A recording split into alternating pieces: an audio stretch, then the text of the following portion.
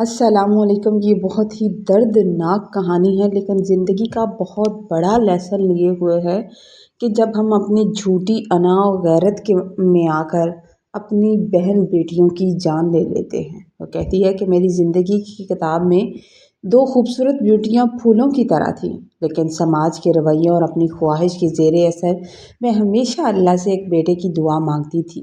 جب بھی وہ مصلے پر بیٹھ کر رو رو کر گڑ گڑاتی اور خدا سے ایک وارث کی التجا کرتی تو اکثر میری ساس میرے قریب آ کر کھڑی ہو جاتی۔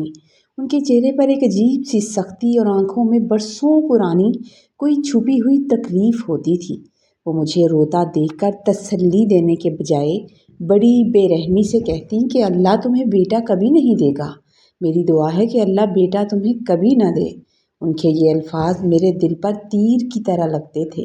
میں حیران رہ جاتی تھی کہ ایک عورت ہو کر اور خاص طور پر اپنی بہو کی تڑپ دیکھ کر وہ اتنی بڑی بد دعا کیسے دے سکتی ہیں۔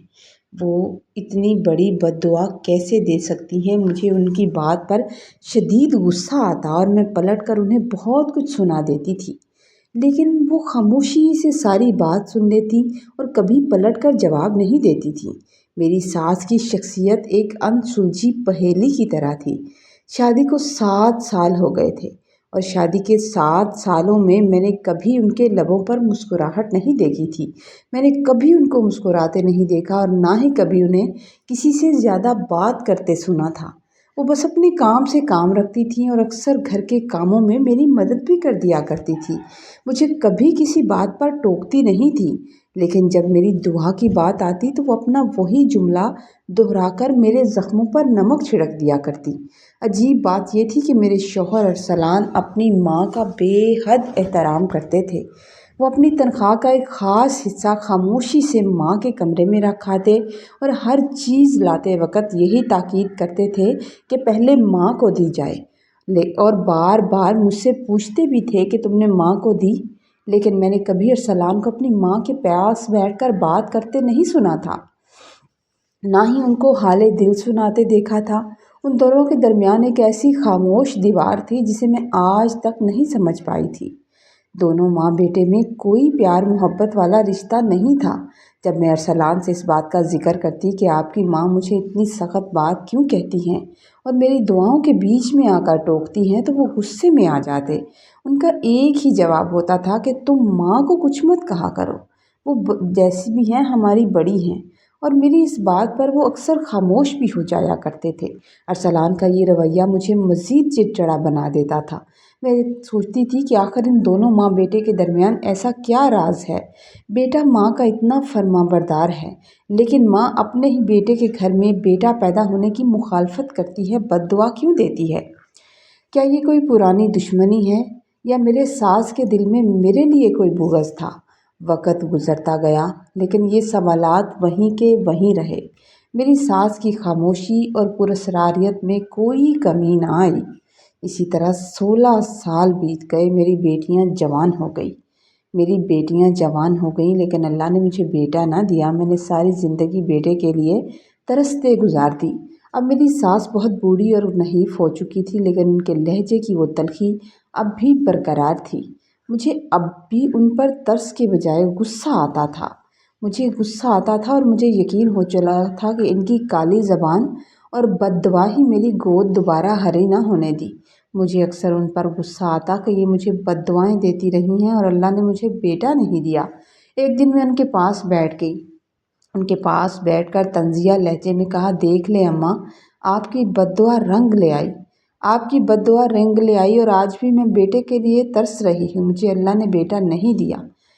میری بات سن کر ان کی بوڑھی آنکھوں سے ایک آنسو ٹوٹ کر گرا اور انہوں نے لرزتے ہوئے ہاتھوں سے اسے صاف کیا اور میری طرف دیکھ کر وہی پرانے الفاظ کہنے لگے، اللہ تمہیں بیٹا نہیں دے گا، دعا مت مانگا کرو۔ ابھی میں ان کی بات پر کڑ رہی تھی، مجھے غصہ آ رہا تھا کہ ایک عورت آئی اور اس نے میری بیٹی کے لیے بہت اچھا رشتہ بتایا، جس نے میرے ذہن کو تھوڑی دیر کے لیے ان تلخ باتوں سے ہٹا دیا تھا۔ ہم میاں بیوی بیٹے کے اس اچھے رشتے کے بارے میں بات کر رہے تھے کہ اچانک فضا میں ایک عجیب سی تبدیلی آئی۔ میری بڑی بیٹی ندا، جس کی عمر ابھی محض 17 سال تھی، کمرے میں داخل ہوئی اور دو ٹوک لہجے میں کہنے لگی کہ اسے یہ رشتہ منظور نہیں ہے، اسے وہاں شادی نہیں کرنی۔ اس نے ضد کی کہ اس کی شادی اس کی خالہ کے گھر کر دی جائے، ورنہ وہ کہیں اور نکاح نہیں کرے گی۔ ابھی میں اس کی اس نادانی اور گستاخی پر کچھ کہنے والی تھی کہ اچانک میرے کانوں میں ایسی آواز پڑی جس نے میرے رونگٹے کھڑے کر دیے۔ یہ آواز کئی سالوں کے بعد، میری شادی کے اتنے سالوں کے بعد آئی تھی۔ وہ آواز میری ساس کے کہکے کی آواز تھی۔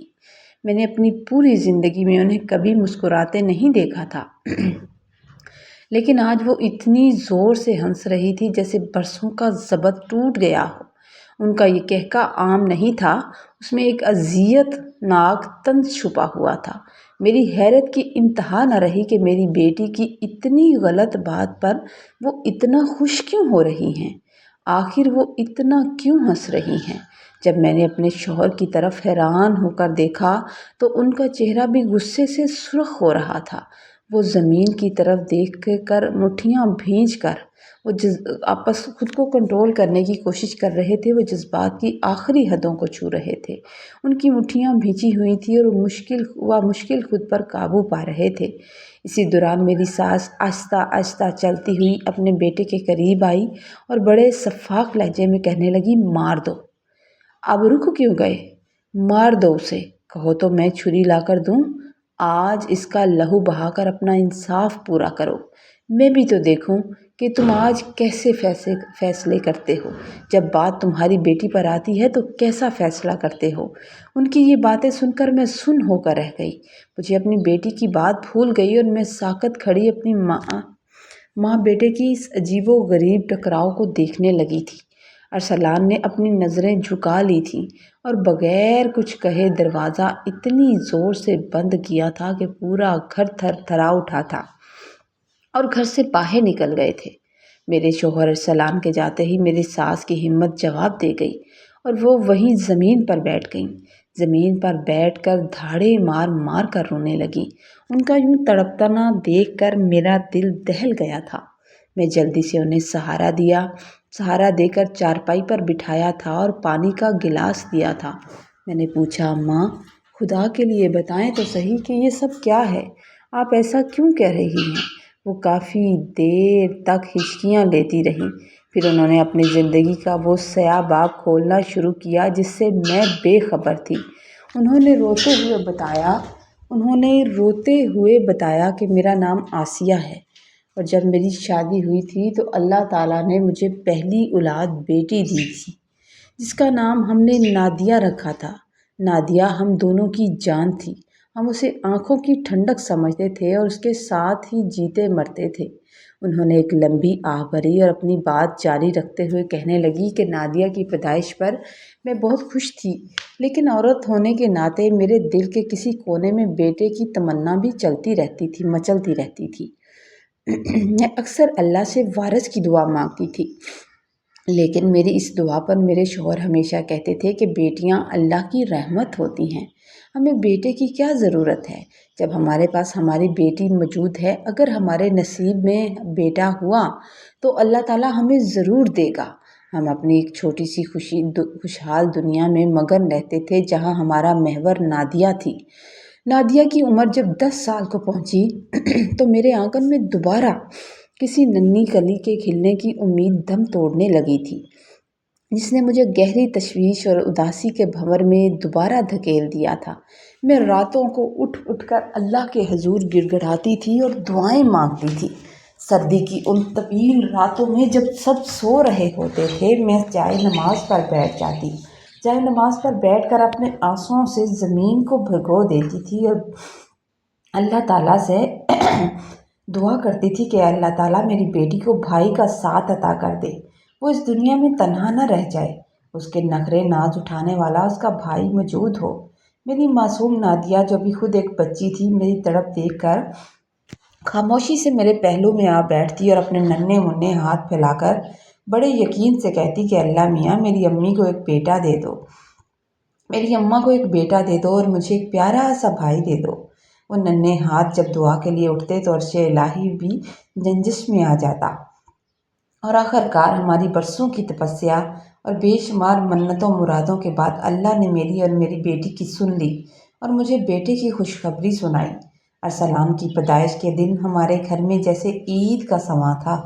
مجھے لگا جیسے میری زندگی کا مقصد پورا ہو گیا اور اب ہماری چھوٹی سی فیملی مکمل ہو کر خوشیوں کے رنگوں سے بھر گئی تھی، مگر میں یہ نہیں جانتی تھی کہ یہ خوشی ایک ایسے انجام کی طرف بڑھ رہی ہے جو میرے وہم و گمان میں بھی نہیں تھا۔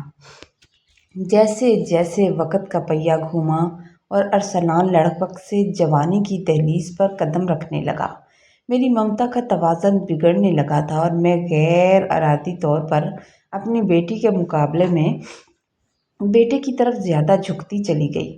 ارسلان کی ہر ضد پوری کرنا اور اس کی غلطیوں پر پردہ ڈالنا میرا معمول بن گیا تھا۔ یہاں تک کہ میرے شوہر بھی اکثر مجھے ٹوکا کرتے تھے کہ تم نادیہ کے ساتھ زیادتی کر جاتی ہو، تم نادیہ کے ساتھ زیادتی کرتی ہو، اسے بات بات پر ڈانٹ دیتی ہو اور بیٹے کو یوں سر پر چڑھانا ٹھیک نہیں ہے۔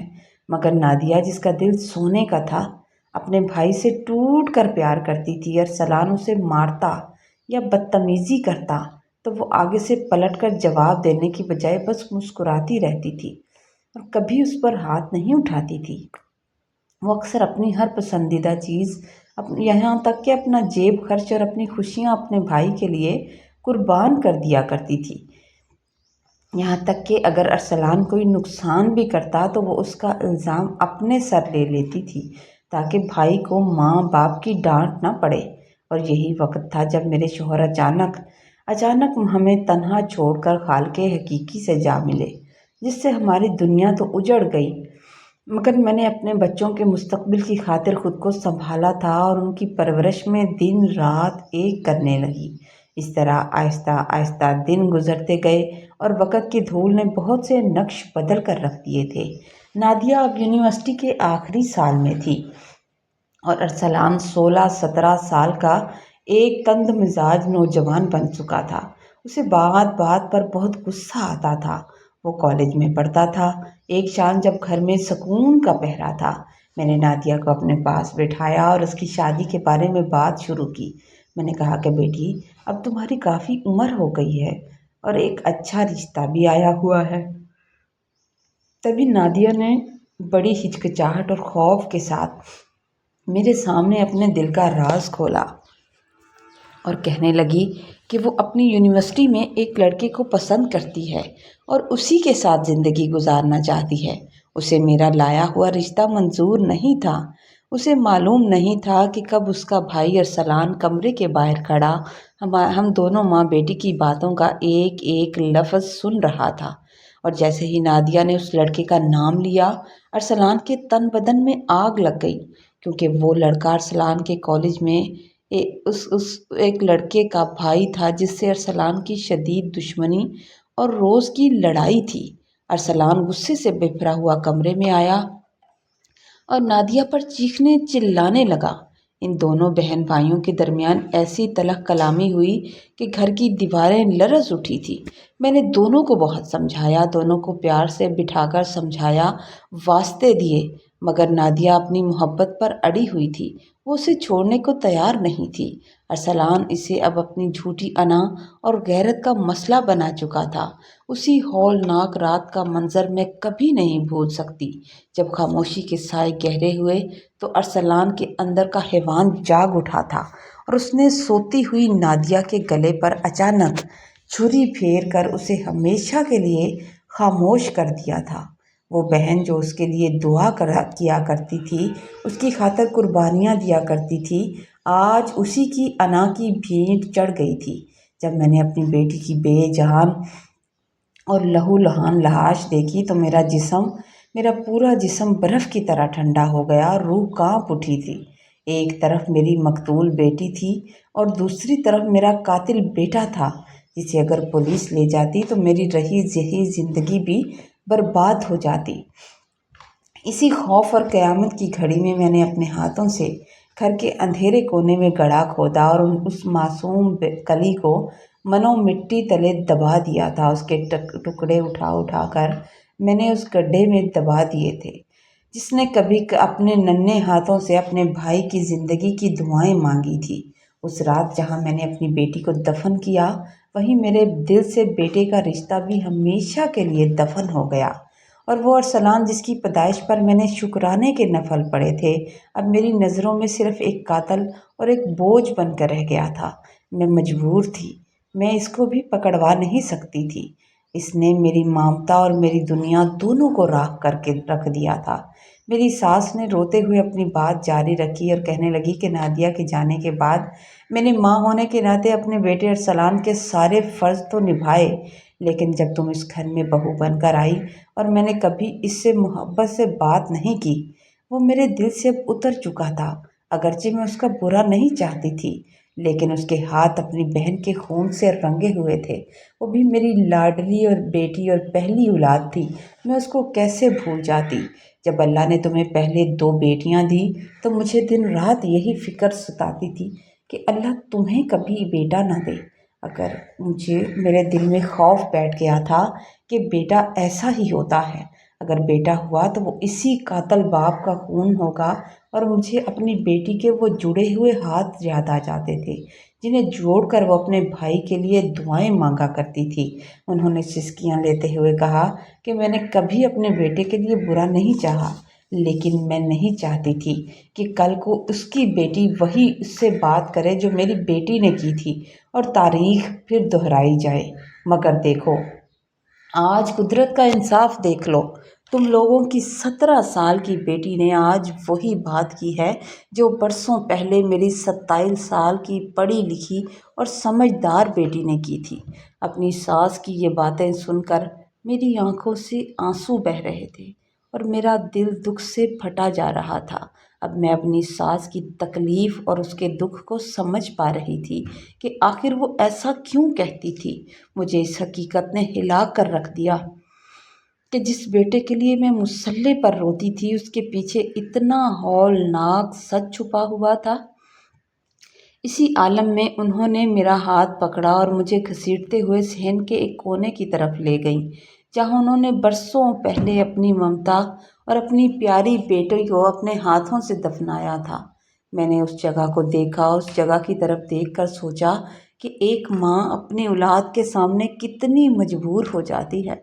किस तरह मेरी सास ने मेरी नंद को यहाँ पर दबाया होगा। उस और ने एक औलाद को बचाने के लिए दूसरी का खून मिट्टी में छुपा दिया होगा। हम दोनों वहीं बैठी इस दर्द में डूबी हुई थी और दूसरी तरफ अरसलान को घर से गए कई घंटे बीत चुके थे। मैं बार बार उसका नंबर मिला रही थी, लेकिन उसका फ़ोन मुसलसल बंद जा रहा था, जिसने मेरी बेचैनी में मज़ीद इजाफा करके रख दिया था। शाम के साए गहरे हुए तो अरसलान घर आया था, लेकिन उसे देखकर मेरे औसान खता हो गए। उसका हुलिया बिल्कुल बिगड़ा हुआ लग रहा था। उसकी आंखें सुर्ख थीं और उसे देखकर ऐसा लग रहा था जैसे उसने नशा किया हो। वो शख्स जो हमेशा अपने वक़ार और गैरत की बातें करता था, आज खुद ही अपनी नज़रों में गिरा हुआ लग रहा था। मुझे उसे देखकर खौफ आ रहा था कि कहीं वो मेरी बेटी की जान ना ले ले।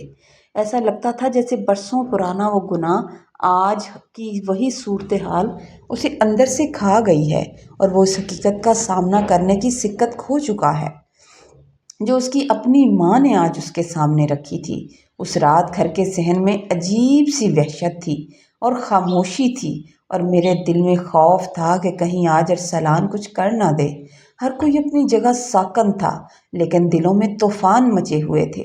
आधी रात का वक्त हुआ तो मुझे अचानक अरसलान के सिसकियां लेने और रोने की आवाज़ आने लगी।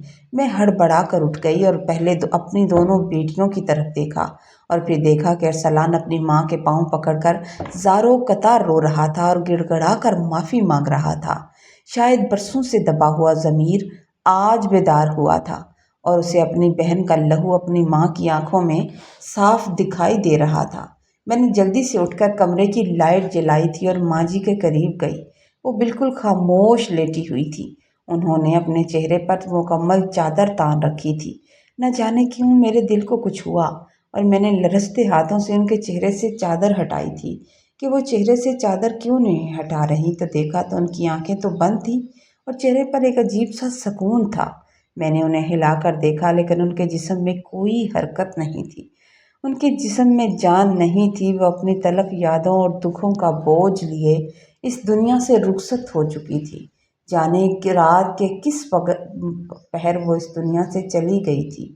جس وقت بیٹے کو اپنی غلطی کا احساس ہوا اور وہ معافی مانگنے پہنچا، تب تک ماں ابدی نیند سو چکی تھی۔ وہ دن ہمارے گھر کے لیے کسی قیامت سے کم نہیں تھا۔